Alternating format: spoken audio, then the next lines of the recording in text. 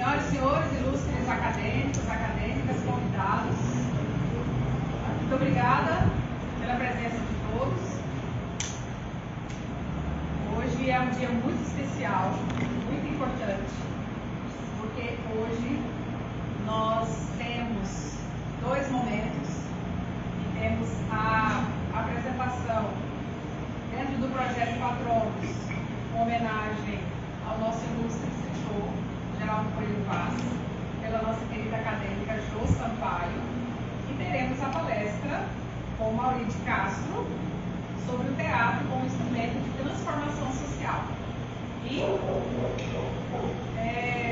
para darmos início à nossa solenidade, eu quero também, antes de chamar os nossos participantes, quero parabenizar o Dr. Luiz Otávio Soares, que foi homenageado como servidor do Poder Judiciário do Estado de Goiás. Foi homenageado.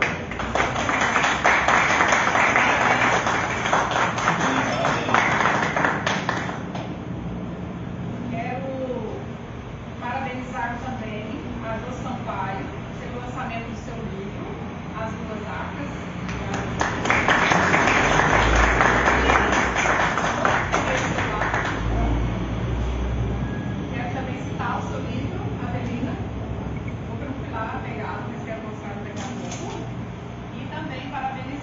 Maurício Castro, pelo lançamento do seu livro, Anatomia do Caos.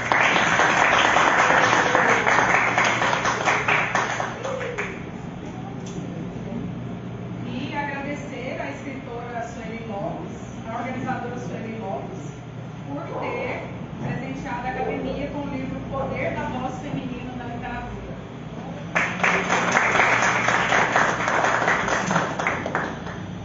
Quero convidar, então, para sentar aqui à frente conosco o escritor, poeta, membro da Academia Goianiense de Letras, Geraldo Coelho Vaz.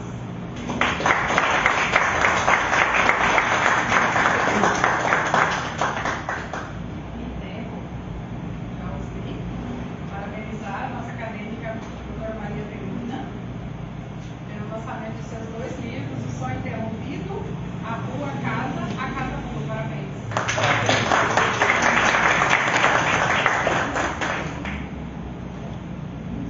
Dizer que nós já estamos finalizando a organização da biblioteca do escritor da Academia Goianiense de Letras. Então, quem já entregou o seu exemplar vai estar se colocando aí na história, então, porque cada prateleira ali vai ter o seu nome. Então, depois vá lá ver se o seu nome está lá, se o seu livro está lá. Mais alguém lançou livro nesse período agora? Eu esqueci de citar. Se a estante ainda tiver lugar, eu trouxe esses dois. Depois eu ia fazer. Que maravilha! Eu recomendo. Já viu da Angelina também. Sônia Maria, obrigada, Sônia. Confissões de uma caneta sensível e mal criada. É uma radiografia de convicções. Nós precisamos publicar os nossos livros invisíveis, não é, professor Márcio? Convido aqui à frente também o senhor Pedro Nolasco, representante do Instituto Histórico e Geográfico de Goiás.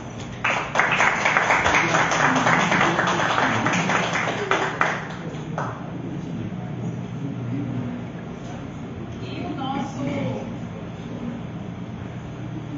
nosso palestrante, escritor, poeta, ator, amigo, irmão, Maurício Castro.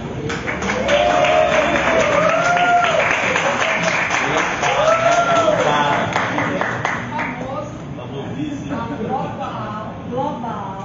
Global, né? E a nossa acadêmica, escritora, declamadora, presença marcante, Jô Sampaio.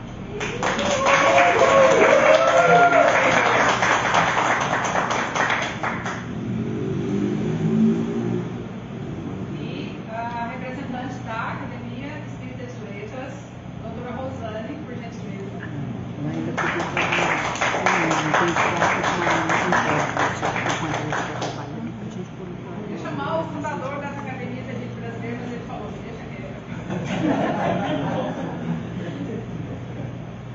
Então, sem mais delongas, eu vou passar para cada um apenas para o seu cumprimento e depois nós teremos momentos mais profundos de fala. Primeiro, eu quero agradecer ao senhor Geraldo Coelho Vaz por estar entre nós, por ser essa figura que sempre nos inspira, nos orienta, ele está sempre assistindo. Então, ele é um mestre, é o nosso mestre que nos instrui, nos mostra os caminhos. Então, muito obrigada por receber essa homenagem ao senhor hoje. É só o começo dessa homenagem do plano cultural geral que ele faz. Então, muito obrigada por essa questão do seu exemplo. Eu já passo a palavra. Para considerar, eu quero inicialmente agradecer a Academia Goianiense de Letras e também toda a diretoria dessa oportunidade, essa homenagem a mim, de forma que só tenho que agradecer. Afinal, eu falarei talvez um pouquinho, mas muito obrigado pela oportunidade de estar aqui com todos vocês.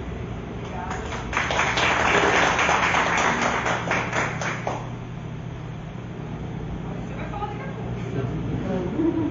Passa a palavra então ao senhor Pedro Nolasco para o seu cumprimento.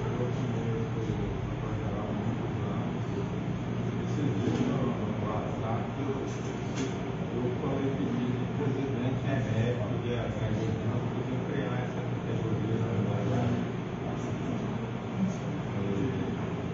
Ele é um aplausador, poeta, grande médico, integrou os grupos que todos nós, né? Estou aqui para homenageá-lo. Muito obrigado.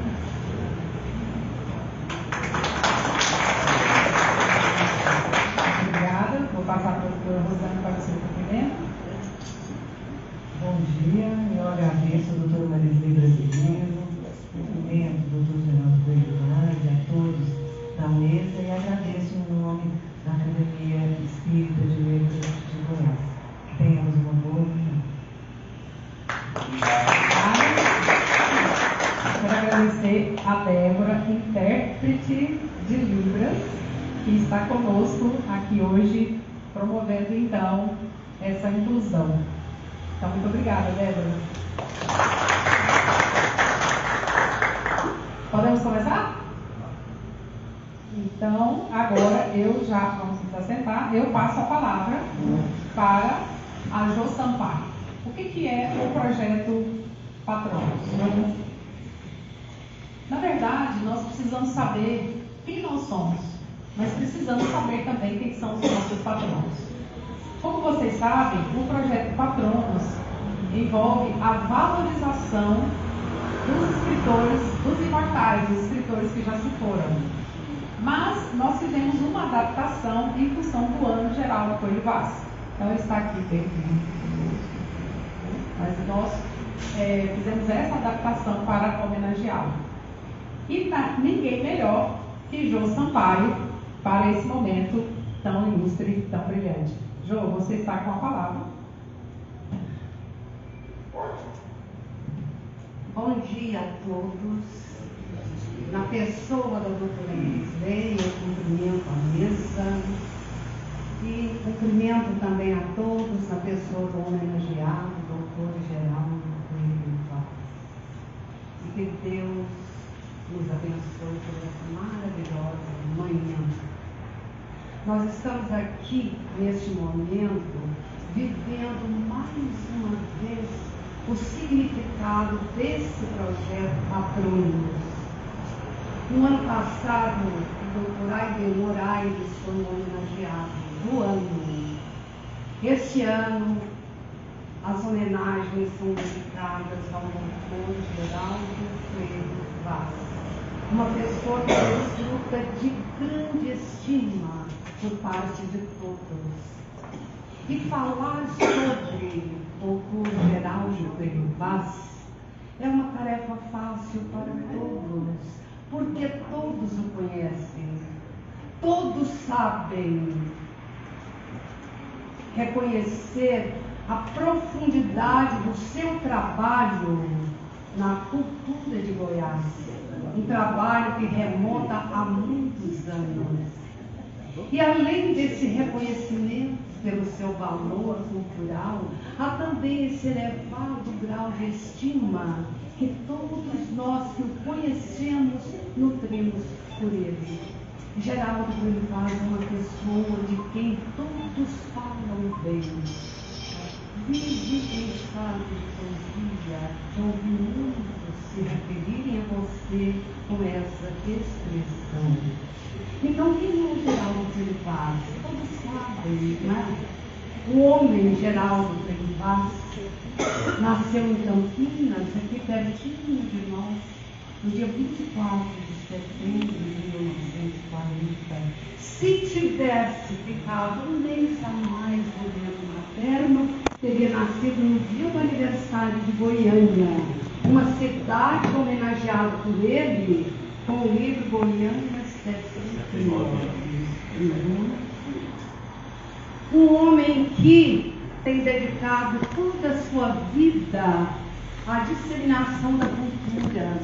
Já foi secretário da Cultura, foi presidente da Fundação Pedro Ludovico, presidente do Instituto Histórico e Geográfico de Goiás, presidente da Academia Goiana de Letras, onde ocupa a cadeira número 25, advogado, professor, jornalista, possui várias publicações em prosa, verso, é um historiador, é um biógrafo. Meu Deus, quanta profundidade de trabalho, não é?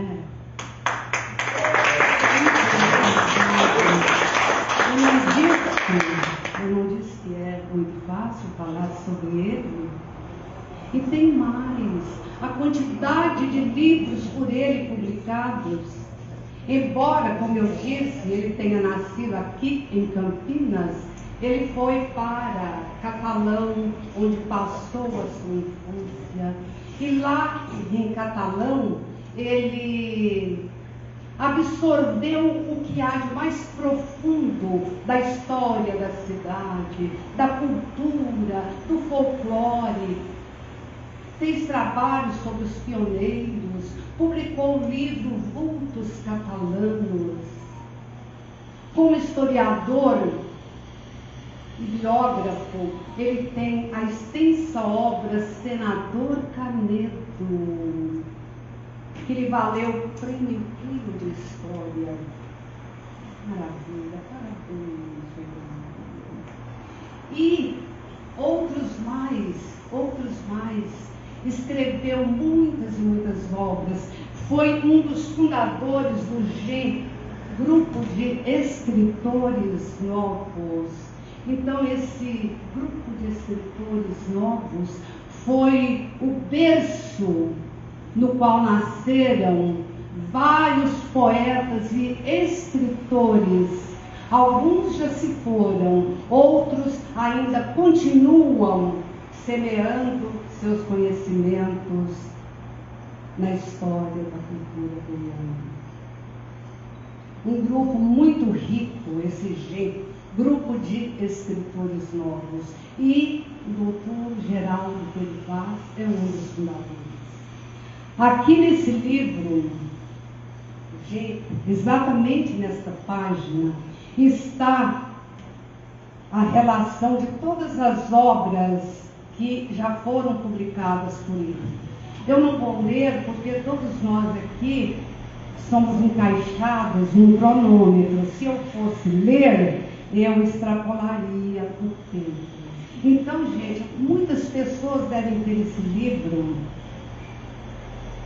E aqui, e não só aqui, em muitos outros lugares, nós temos os dados biográficos e bibliográficos do doutor Geraldo Grandvaz. Há mais de 20 anos eu publiquei esse livro, Estudos da Poesia de Geraldo Freire Vaz. Eu era, na época, professora de literatura goiana. A nomenclatura na grade curricular era literatura goiana. Hoje é literatura brasileira feita em Goiás. Não é assim? E nessa cadeia de professora de literatura brasileira feita em Goiás, eu pude trabalhar muitos dos nossos autores. Autores que já se foram, como Cora Coralina, Bernardo Ellis, Eli Brasiliense, e autores que, graças a Deus, ainda convivem conosco, como Geraldo Freire Vaz. Então é um trabalho simples e simplório, porque não é de muito aprofundamento teórico. Eu me ative mais na minha função de receptora, de leitora. Então, eu trabalhei alguns livros, o Geraldo gostou muito, ficou muito grato, e eu mais ainda. Então, dos livros aqui trabalhados, eu vou fazer a síntese de alguns, apenas alguns, como eu falei, o tempo urge. Então, Geraldo Freire Vaz publicou Goiânia 69, quando a cidade completou 69 anos. O livro é composto por 24 estrofes, versos brancos e livres, heterogêneos e assimétricos. A predominância da linguagem centrada nas opiniões e emoções do emissor, ou seja, ele como poeta transmite o seu sentir, o seu amor, o seu zelo pela cidade, segundo a concepção dele. Então, quem aqui já leu esse livro sabe que o livro é como se fosse uma foto 3x4 de Goiânia, retratando variadas etapas da vida da cidade, abrangendo múltiplos aspectos da metrópole: o social, o ecológico, o sensual, o telúrico, o bucólico. Por favor, leiam esse livro, tá? Nós temos um verdadeiro caleidoscópio de uma cidade que nos é representado em pequenos flashes, formando um rico painel de imagens. Um retrato falado, emoldurado por sentimentos vários sentimentos, gente, como o amor, a luxúria, a sensualidade, a esperança, o medo, o nojo, a admiração, a revolta. Em Goiânia 69, ele personifica a cidade como se fosse uma mulher valente, corajosa, destemida, braços abertos para acolher, e também uma mulher má, uma mulher que espezinha, uma mulher que leva seus habitantes a debaixo das pontes, a dormir nas ruas, como fruto de quê? Das más administrações. Goiânia 69. E ele vai criando imagens lindas para essa mulher, por ele, para essa cidade, por ele personificada em mulher. Outro livro que consta do meu estudo é Corpo Noturno. Em Corpo Noturno houve a primeira, eu acho que a primeira incursão pela poesia de cunho erótico. E não é fácil trabalhar o erótico, porque a pessoa precisa se policiar para não cair no pornográfico. Então, esse não é um exercício fácil e requer uma distinção semelhante entre o nu e o pelado. O erótico não é o pornográfico, assim como o nu não é o obsceno. Corpo Noturno se aspira à condição de arte, o erótico requer delicadeza de linguagem e deve sugerir muito mais do que dizer. Uma forma de não dizer, dizendo ao mesmo tempo. É o emprego das metáforas e dos símbolos. Recurso de que Coelho Vaz se serviu com competência política. Ele trabalhou o erótico com riqueza semântica muito grande, usando ao máximo do aspecto plurissignificativo da língua, sugerindo. Diário de Tropeiro é também outro trabalho de Geraldo Perpaz que consta desse meu livro. Hoje, nós que vivemos nessa era de odisseias espaciais, né? Inteligência artificial, é difícil para nós imaginarmos que o Brasil inteiro já viveu no dorso de animais. E onde os tropeiros paravam, aqueles pousos se transformavam em arraiais. E a maioria das nossas cidades hoje ou foram garimpos ou foram pousos de tropeiros. E o Geraldo Perpaz tem pela figura do tropeiro um amor tão sublime, tão profundo. Ele retrata a figura do pai em todo o aspecto descritivo do tropeiro. As vestimentas do tropeiro, a alimentação do tropeiro, o modo de falar do tropeiro. Gente, é uma maravilha você tomar conhecimento da vida do tropeiro. E o nosso tropeiro, ele é o herói sem número. Martim Sererê fez um levantamento dos nossos heróis, dos nossos tipos característicos.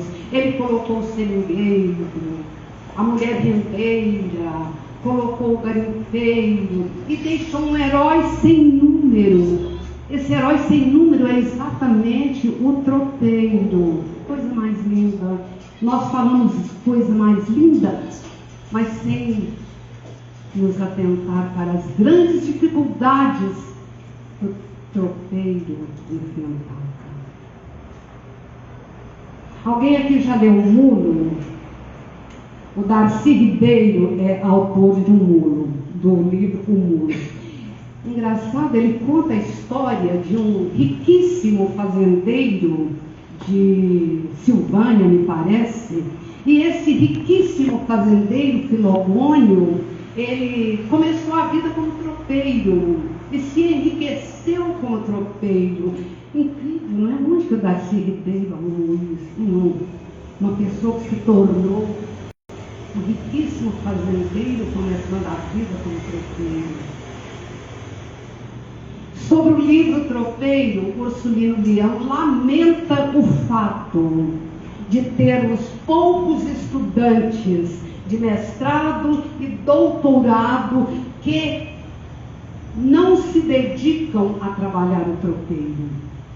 Está aí, gente, um termo maravilhoso para os sociólogos, antropólogos, historiadores.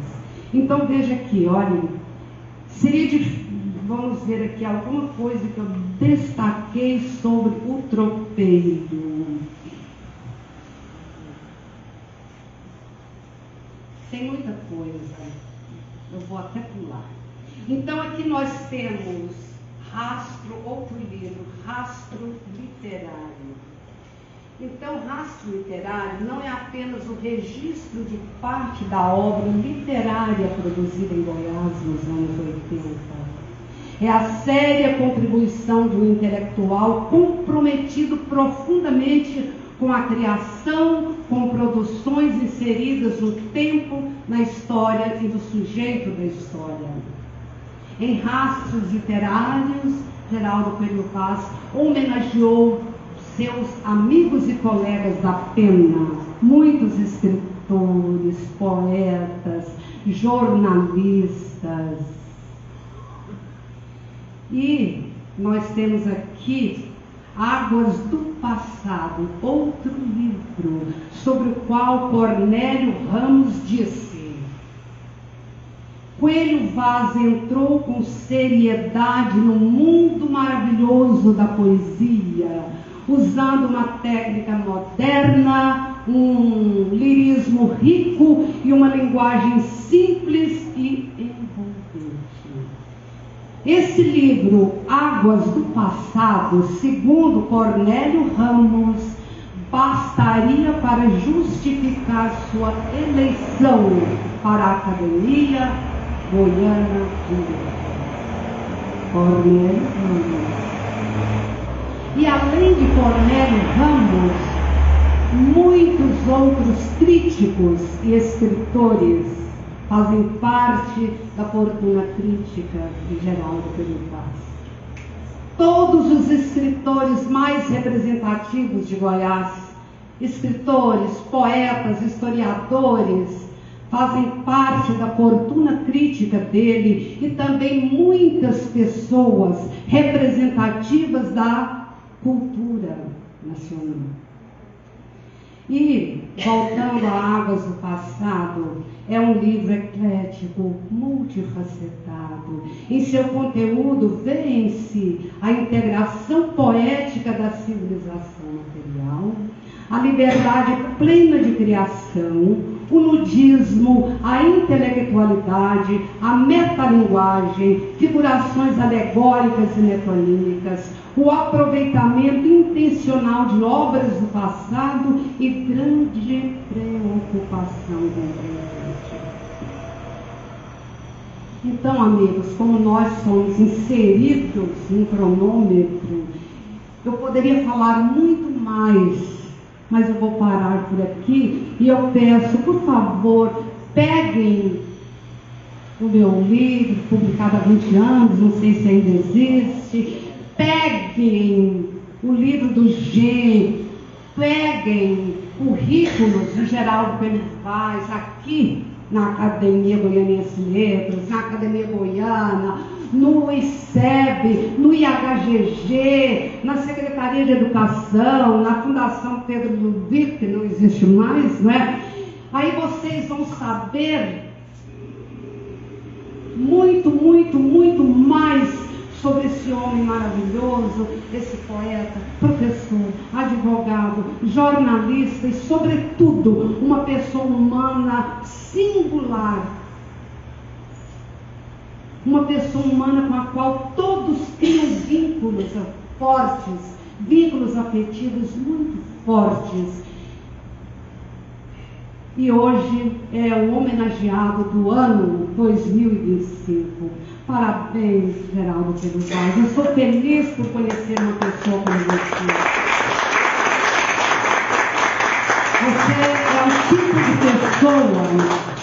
Você é o tipo de pessoa para a qual a gente olha e diz: compensa viver. O mundo ainda tem jeito.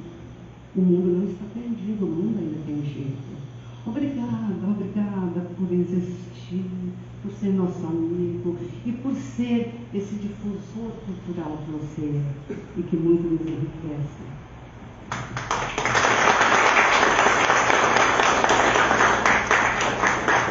Jô, parabéns. Muito obrigada. Gente, é um sonho ser elogiado assim pela Jô, né? Seu amigo Geraldo. Obrigada.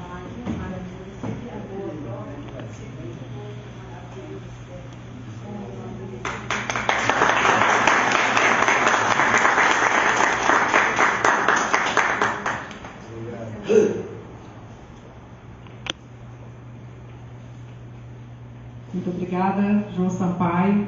Recado para vocês: escrevam. Qualquer dia vocês serão homenageados por João Sampaio. Vou passar a palavra então. Tudo bem? Emocionado? Pode falar? Tá falando? Vou passar a palavra para o senhor, e em breve.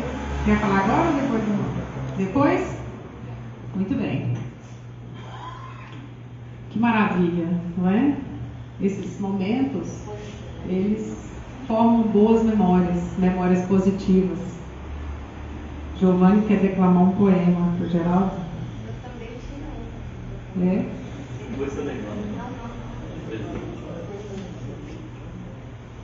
O Giovanni é o nosso declamador de poemas. Ele quebra o nosso protocolo. Vocês autorizam? Autoriza. Bom dia, pessoal. Obrigado aí pela quebra do protocolo. Eu não poderia deixar aqui, em nome da nossa academia, também homenagear aqui o doutor, poeta, escritor, né? Tantas coisas boas, que é o doutor Geraldo Coelho Vaz. Em 96, durante a campanha que concorreu o Luiz Bittencourt e o União Albernaz, né? Eu e Geraldo, nós ficamos do lado do Bittencourt. Ele era diretor da Assembleia, né? Nós ficamos na campanha do Bittencourt. Eu me lembro que uma vez eu levei para ele um poema meu da xilografada. Eu já tinha ele como uma inspiração. Aí ele leu e falou: olha, muito bom, continue escrevendo. E isso é muito bom, né? E hoje eu estou aqui, né? No meio de vocês. Então, quer dizer, ele é o nosso referencial. E quando fala em Geraldo Coelho Vaz, a gente lembra de catalão, né? E quando fala em catalão, não tem como não lembrar também do trem, né? Do trem de ferro. E eu fiz esse poema em homenagem a ele. O poema é: Trem da saudade, percorre minha alma por vagões solitários da saudade. Sem estada, minha estrada, caminhos de pedras e de ferro. Apitará a esperança na última estação dos meus sonhos? Para Geraldo Coelho Vaz, Trem da Saudade. Parabéns, Geraldo.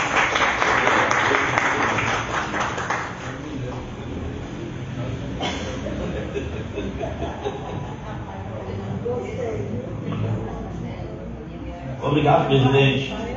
Obrigado, Giovanni. Ô, Giovanni. Obrigada. Obrigado aí pela. Obrigado. Pelo Sempre bom. espaço. Poema é sempre bom. Opa.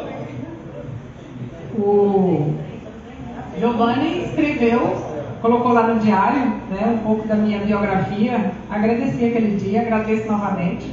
Só acrescente na próxima lá os 2 doutorados. Tá. Vamos acrescentar, porque a gente põe, eles cortam muita coisa, né? Corta, Tá né? com mulher é minha, ele vai e corta. Giovanni, muito obrigada, viu? Nós teremos um sarau em breve também, contamos com a sua declamação de poemas. Nós vamos passar as informações para vocês a respeito do sarau, tá? Passo a palavra então agora ao nosso querido Maurício de Castro, que trará para nós um momento muito especial a respeito do teatro. Nós aprendemos com você todos os dias, Maurício. Muito obrigada.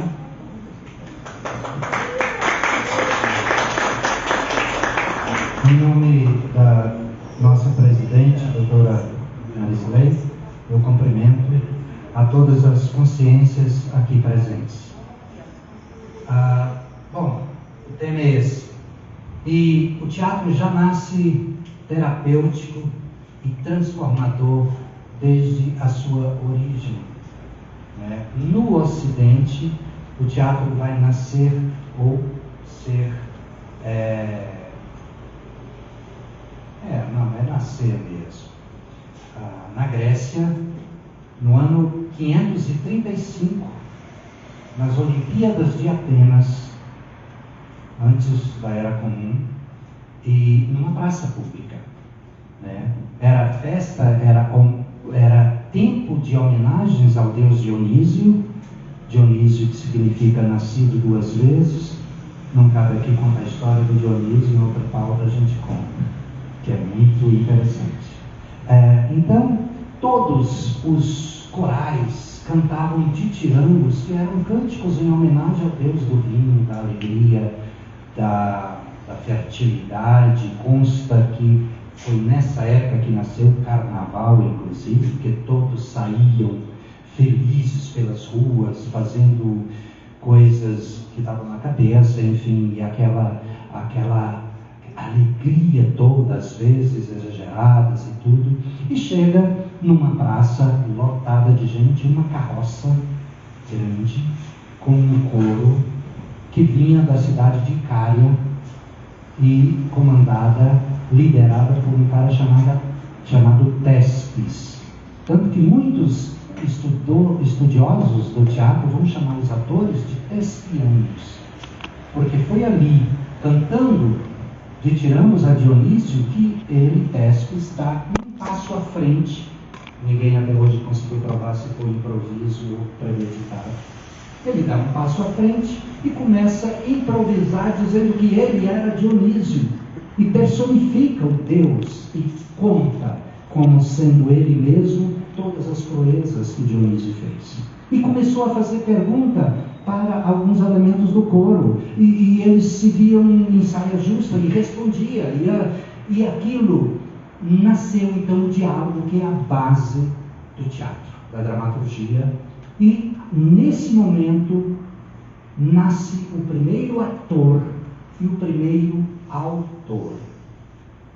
Depois, 10 anos depois, em 525, vai nascer Ésquilo, que além de soldado e um grande poeta, vai nos dar obras como Prometeu Acorrentado, vai nos dar obra como Agamemnon, que faz parte da trilogia da Orestes, né? Agamemnon, que vai ser considerada pelo Goethe como a obra-prima das obras-primas, né? Em seguida, em 496, nasce Sófocles, que vai nos dar Édipo Rei, que para Aristóteles vai ser a tragédia mais perfeita das tragédias gregas, e oferecer a Freud toda a motivação para o complexo de Édipo. Em 484, antes da Era Comum, nasce Eurípides, que vai nos dar obras como Medea, né? Que Chico Buarque e Paulo Pontes vão traduzir e adaptar como A Gota d'Água, né? E depois, em 445, nasce Aristófanes, que vai satirizar tudo, porque a comédia, ela era permitida fazer as críticas e as sátiras de tudo que estava acontecendo, inclusive dos reis, né? E então Aristóteles tem a seguinte frase, aspas: o teatro tem o poder de libertação. E daí ele vai tecer filosoficamente o conceito de catarse, porque o teatro, ele provocava na plateia uma purificação das emoções, uma liberação das tensões e dos sentimentos. E ali mesmo, ele já começava o teatro como transformador individual e coletivo, porque a plateia, e ora que era uma plateia de respeito, só o teatro de Epidauro cabia 14.000 pessoas. Né? Quando eu estava fazendo o tronco, Fagundes me disse que ele esteve no teatro de Epidauro e pediu à esposa dele que descesse no palco e dissesse qualquer coisa. E ele ficou na última arquibancada. E ela falando normal, ele ouviu tudo. Por quê? Porque os gregos, sábios que eram, construíam os teatros ao ar livre, porém perto da montanha, que fazia um efeito de concha acústica, né? Então, o teatro já nasce transformador aí. Depois, na Idade Média, nós, atores e atrizes, fomos excomungados pela igreja porque tínhamos determinados conhecimentos de cura através das ervas. E isso, para a igreja, nenhuma cura, nenhuma salvação podia ver senão dela. Então, nós fomos excomungados, mas não foi uma excomungada assim, sutil, não. Era toda a nossa descendência. E arder eternamente no fogo do inferno. Aí, passando alguns séculos, a igreja começou a fazer representações sobre os milagres, sobre os mistérios, sobre a moralidade. E os padres faziam os papéis de Deus até apóstolos.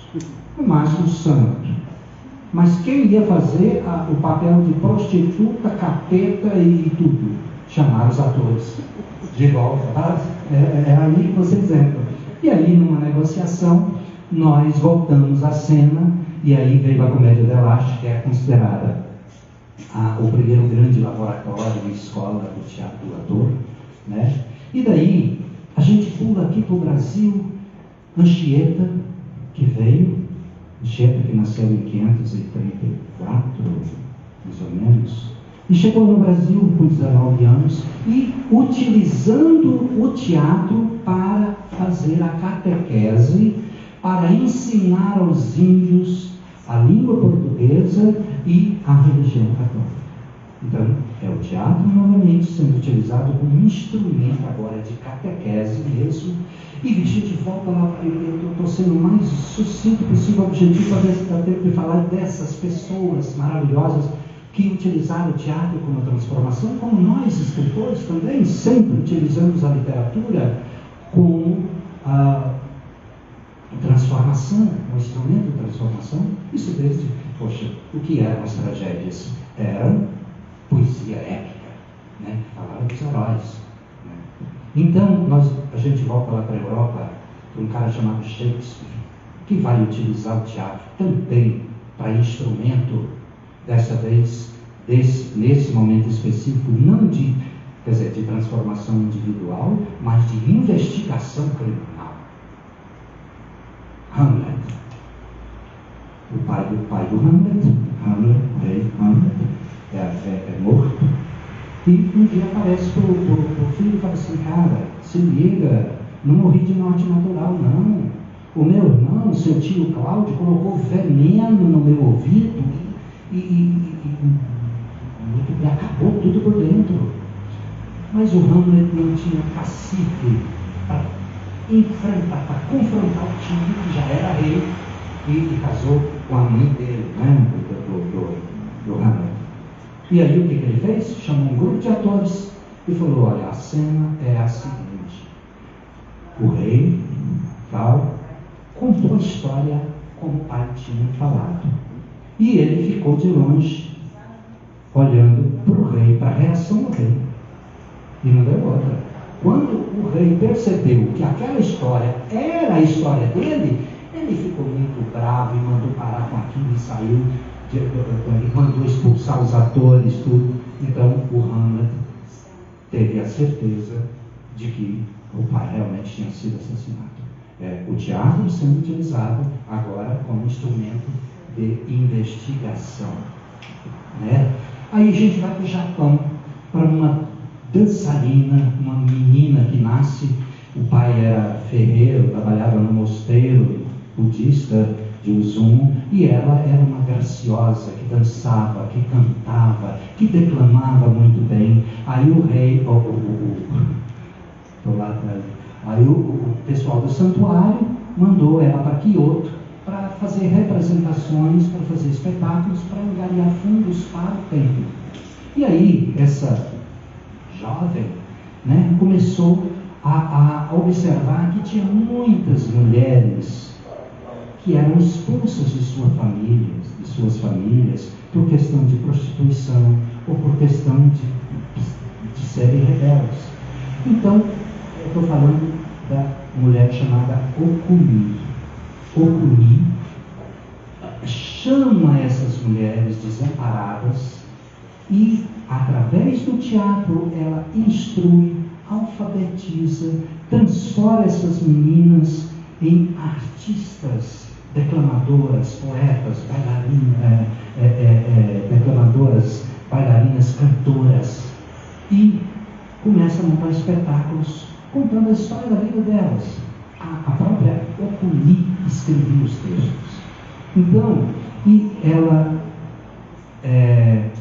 agradou tanto esse tipo de teatro, porque antes só existia o teatro no, que era o clássico drama lírico, só a nobreza podia ver. E esse tipo de teatro, que a plateia deu o nome de kabuki, ou kabuki, que é o teatro popular, né, que significa canto, canto, bu, dança, e que é uma extravagância maravilhosa, era extrema habilidade.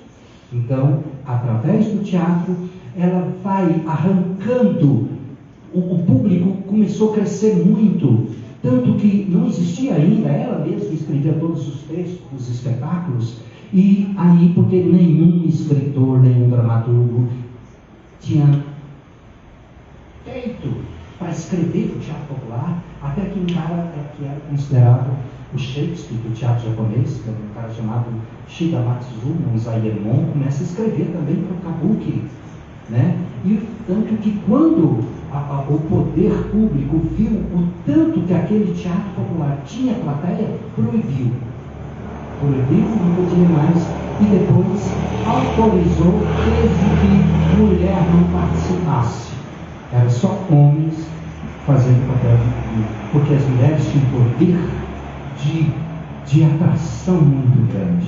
Ainda mais que ela, no final do espetáculo, incluiu um número onde a plateia podia subir no palco e interagir com as atrizes, que eram bastante mulheres, né? Depois, a gente vai para a Rússia. Em 1800, antes da Rússia, eu vou para a França, onde uma mulher que foi a maior celebridade do teatro de todos os tempos, chamada Sarah Bernhardt, uma atriz francesa, que teve uma infância e juventude muito problemática, que não cabe aqui também, né, contar, porque a mãe era cortesã, ela dava as filhas, meninas, crianças, para os nobres, enfim, outra pauta, né? Mas a Sarah Bernhardt era tão grandiosa que, para se ter uma ideia, pulando toda a história dela, ela vai fazer uma turnê nos Estados Unidos e agradou tanto que o poder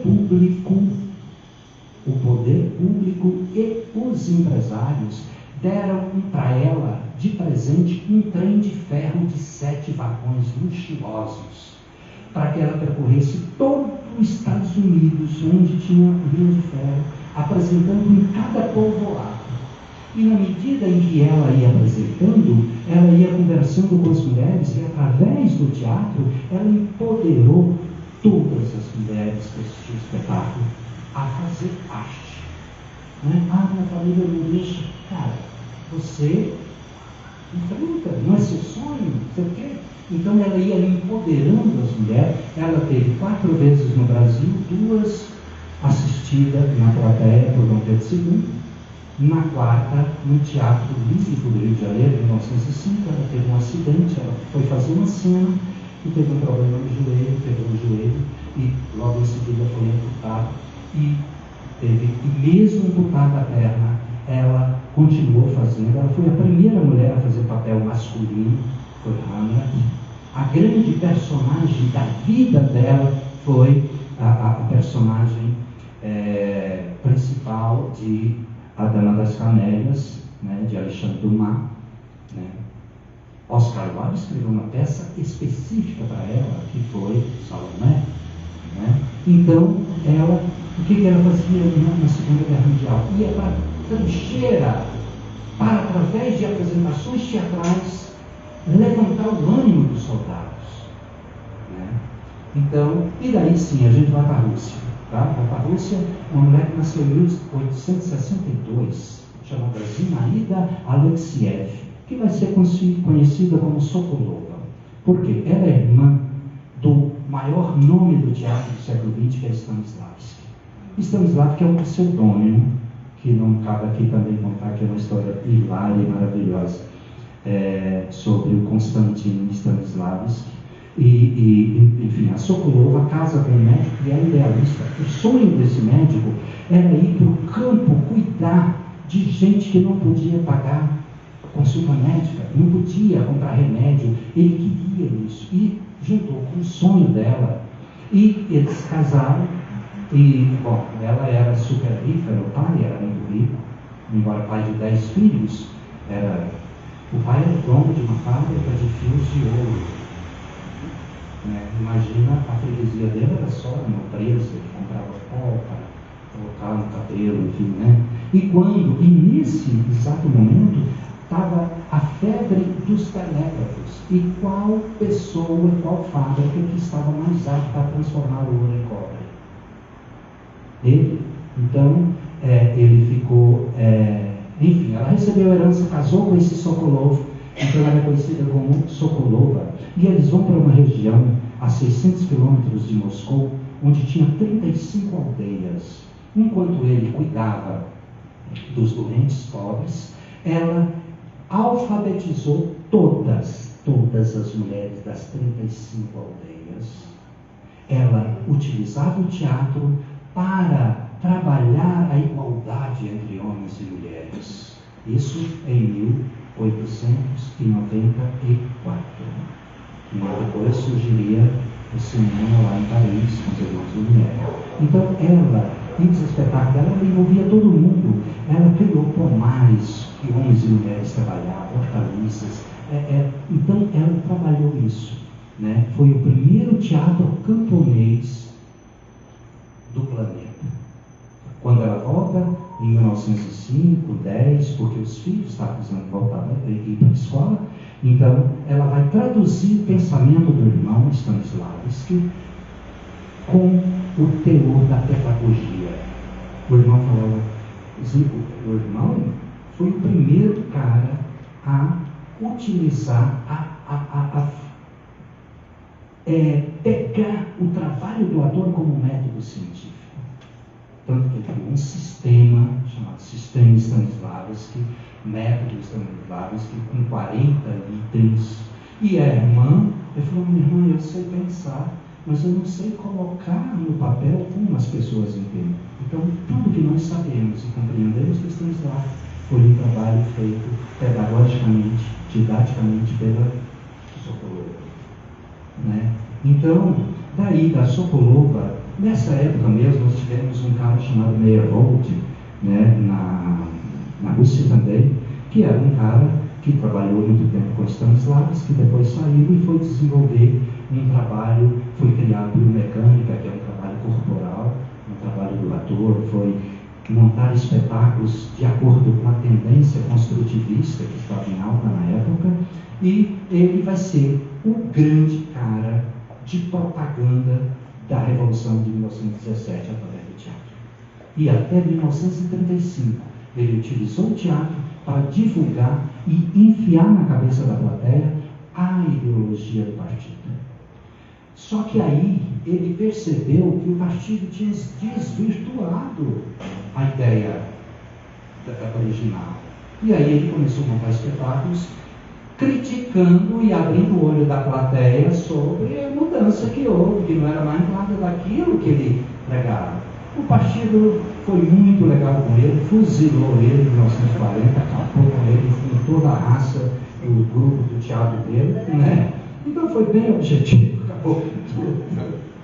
Né? Depois dele, do Meyerhold, a gente pula para o Brasil, um cara que vai nascer em 1882, chamado Leopold Freud, que vai ser o maior ator, o mais famoso ator do final do século XIX e início do século XX. Leopold Freud tinha na cabeça, ele usava o teatro, mas ele enquanto ele estava em cima, ele pensava assim, gente, e quando eu ficar velho? E os atores idosos? E os artistas que não podem mais trabalhar, que estão na rua pedindo esmola? Então a preocupação dele era, através do teatro, extrapolar e tentar criar um projeto que amparasse o artista idoso de todas as esferas. E aí ele reuniu em 1919 com uma turminha, inclusive esses amigos, estava Irineu Marinho, que estava começando no jornalismo, e que viria fundar a Rede Globo, e ele falou do projeto, falou, olha, eu quero construir, sei lá, uma casa, algumas casas para amparar esses artistas. E um dos que estavam participando falou, opa, eu tenho uma fazendinha lá em Jacarecabá, eu cedo para vocês 15 mil metros. Opa, então tá. E construíram o Retiro dos Artistas, que hoje tem 50 casas, teatro, cinema, salão de beleza, fisioterapia e ampara, e está lotado de gente.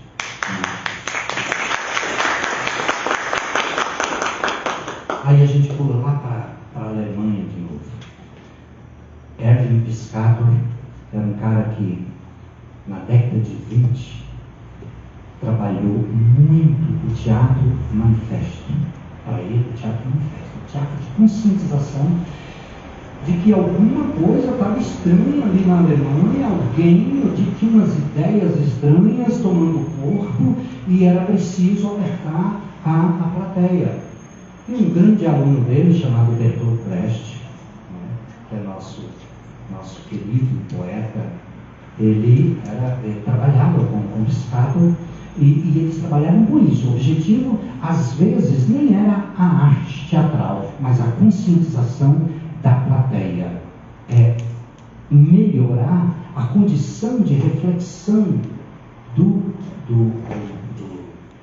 espectador, né? E com isso ele fez, aí veio o Brecht e ele assistiu. O Brecht não criou, mas ele instituiu no grupo dele uma coisa chamada distanciamento. Ele pegou de um jornalista russo e que viu um bailarino lá na Ásia fazer. Eu vou exemplificar o que é o distanciamento, tá? Ele utilizou o distanciamento como recurso político, menos recurso artístico, mas que valia para dar um choque na plateia, para a plateia não se envolver com o personagem. O Brecht foi o cara que quebrou aquela parede invisível entre o ator e a plateia, né? Até então, o ator, dentro da catarse, o ator funcionava, ele vivia o personagem, o herói. Ele caía na desgraça com o herói, e depois ele se vingava de todo mundo, pegava tudo. Então, né? E por quê? Porque se envolvia com a história. O Brecht falou, não pode. O espectador tem que saber que isso aqui é teatro, tem que saber que é uma representação. Ele não pode se emocionar com isso aqui. Nós estamos mostrando, ele tem que estar sempre numa posição crítica. E aí ele utiliza o primeiro que ele viu, esse bailarino, né? O bailarino passou pelo proscênio. O proscênio é aquela, para quem não sabe, é aquela parte do palco mais próxima da plateia. Ele passou de fora a fora, imitando uma águia. Então ele fazia uma águia ou qualquer coisa assim. Ele fazia aquele passo de uma forma perfeita. Aí depois ele parava. Ensaiei 8 meses só isso aqui.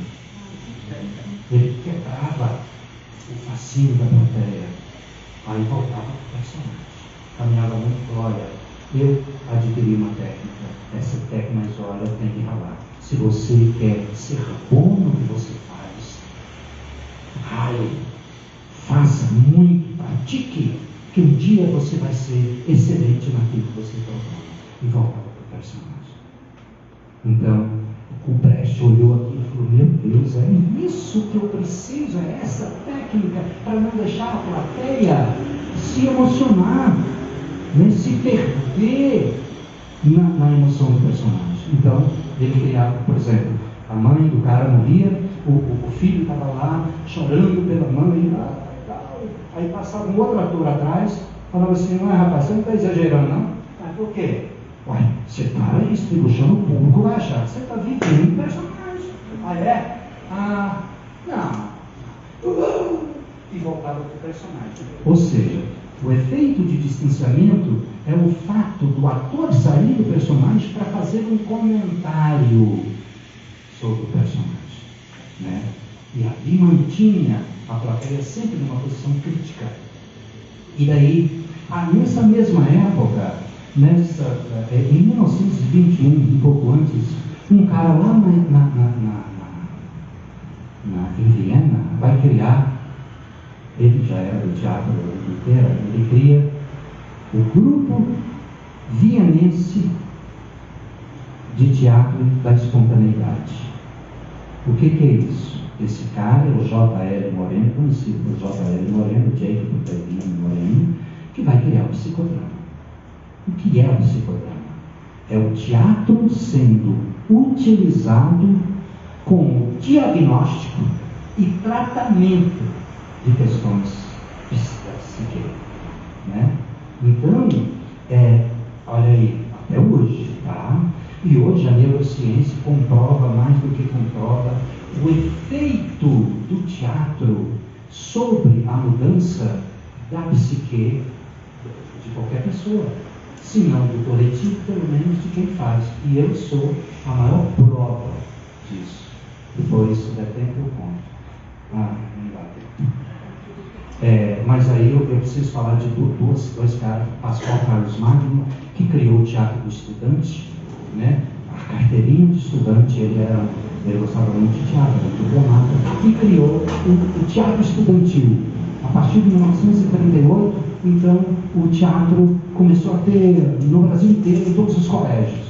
Ele fez grandes festivais e fez um projeto chamado Barca Cultural, que percorreu com artistas de Rio e São Paulo, artistas bailarinos, atores, músicos, que percorreu todo o Rio Acapulco, do Rio São Francisco, parando em todos os povoados, fazendo intercâmbio com os artistas locais e apresentando, né? Então, cara, esse é um projeto presenciado pelo nosso querido Luiz de Aquino, que participou de um outro projeto chamado Caravana da Cultura, que eram 18 ônibus percorrendo o Nordeste todo, parando em todos os povoados, fazendo arte, teatro, música, dança, interagindo, possibilitando aos artistas da cidade ver o que estava sendo feito no Rio de Janeiro e São Paulo, e também assistindo o que eles tinham, né?